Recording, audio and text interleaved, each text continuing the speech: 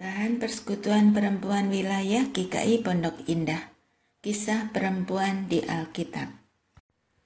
Ester. Setelah Mordekai mengetahui segala yang terjadi itu, ia mengoyakkan pakaiannya, lalu memakai kain kabung dan abu. Kemudian keluar berjalan di tengah-tengah kota sambil melolong-lolong dengan nyaring dan pedih. Dengan demikian, datanglah ia sampai ke depan pintu gerbang istana raja, karena seorang pun tidak boleh masuk pintu gerbang istana raja dengan berpakaian kain kabung. Di tiap-tiap daerah, kemana titah dan undang-undang raja telah sampai, ada perkabungan yang besar di antara orang Yahudi, disertai puasa dan ratap tangis. Oleh banyak orang, dibentangkan kain kabung dengan abu sebagai lapik tidurnya. Ketika dayang-dayang dan sida-sida Ester memberitahukan hal itu kepadanya, maka sangatlah risau hati sang ratu. Lalu dikirimkannyalah pakaian supaya dipakaikan kepada Mordekai dan supaya ditanggalkan kain kabungnya daripadanya, tetapi tidak diterimanya. Maka Ester memanggil Hattah, salah seorang sida-sida raja yang ditetapkan baginda melayani dia, lalu memberi perintah kepadanya menanyakan Mordekai untuk mengetahui apa artinya dan apa sebabnya hal itu. Lalu keluarlah Hattah mendapatkan Mordekai di lapangan kota yang di depan pintu gerbang istana raja. Dan Mordekai menceritakan kepadanya segala yang dialaminya, serta berapa banyaknya perak yang dijanjikan oleh Haman untuk ditimbang untuk perbendaharaan raja sebagai harga pembinasaan orang Yahudi. Juga salinan surat undang-undang yang dikeluarkan di Susan untuk memunahkan mereka itu diserahkannya kepada Hattah supaya diperlihatkan dan diberitahukan kepada Ester. Lagi pula, Hattah disuruh menyampaikan pesan kepada Ester supaya pergi menghadap raja untuk memohon karunia-Nya dan untuk membela bangsanya di hadapan baginda. Lalu masuklah Hattah dan menyampaikan perkataan Mordekai kepada Ester. Akan tetapi Ester menyuruh Hattah memberitahukan kepada Mordekai.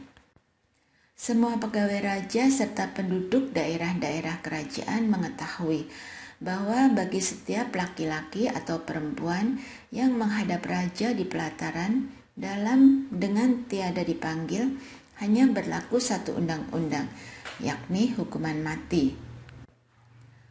Hanya orang yang kepadanya raja mengulurkan tongkat emas yang akan tetap hidup.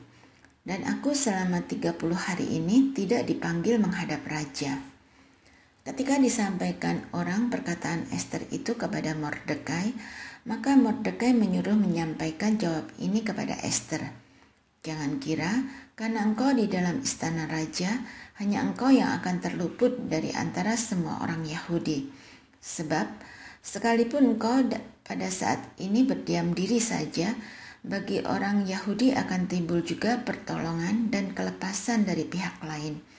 Dan engkau dengan kaum keluargamu akan binasa. Siapa tahu, mungkin justru untuk saat yang seperti ini, engkau beroleh kedudukan sebagai ratu. Maka Ester menyuruh menyampaikan jawab ini kepada Mordekai. Pergilah, kumpulkanlah semua orang Yahudi yang terdapat di Susan, dan berpuasalah untuk aku. Janganlah makan dan janganlah minum 3 hari lamanya, baik waktu malam, baik waktu siang. Aku serta dayang-dayangku pun akan berpuasa demikian, dan kemudian aku akan masuk menghadap raja. Sungguh pun berlawanan dengan undang-undang, kalau terpaksa aku mati, biarlah aku mati. Maka pergilah Mordekai dan diperbuatnyalah tepat seperti yang dipesankan Ester kepadanya. Berani melakukan kebenaran di saat kita menyaksikan ketidakbenaran yang terjadi tidaklah mudah. Tidak jarang kita dihadapkan dengan risiko buruk yang justru menimpa diri kita. Kita bisa dikucilkan, dijauhi, atau mungkin dimusnahkan.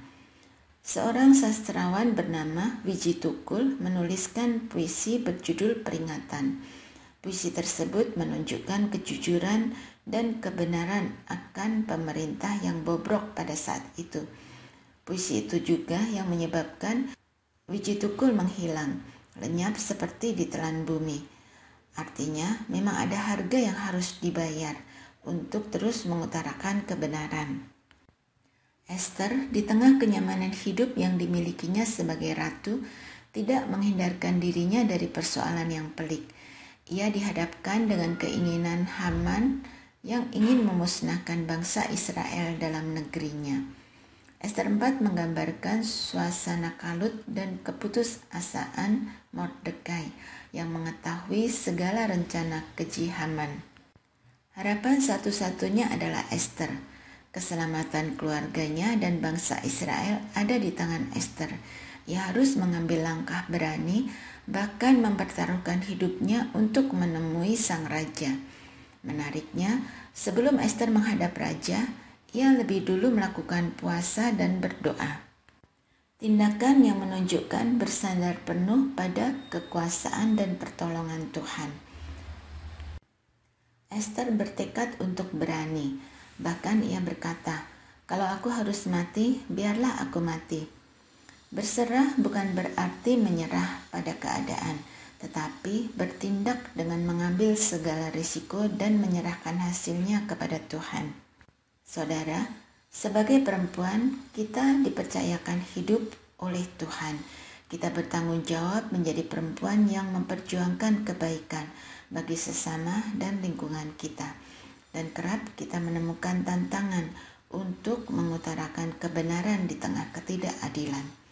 Esther menunjukkan kepada kita bahwa orang yang beriman akan hidup dalam keberanian. Dia hidup tidak hanya untuk diri sendiri, tetapi juga orang lain. Ia belajar mempercayai Allah sepenuhnya dengan terus menjadi alat keselamatan bagi orang lain. Itu juga yang menjadi pesan bagi kita.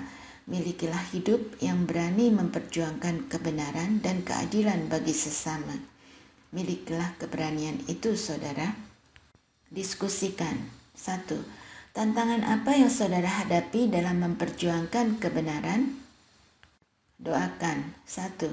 Setiap orang yang memperjuangkan keadilan bagi sesama dan setiap orang yang terlibat dalam lembaga-lembaga kemasyarakatan yang memperjuangkan hak-hak sesamanya. 2. Upaya kita untuk terus menyuarakan keadilan dan kebenaran bagi sesama.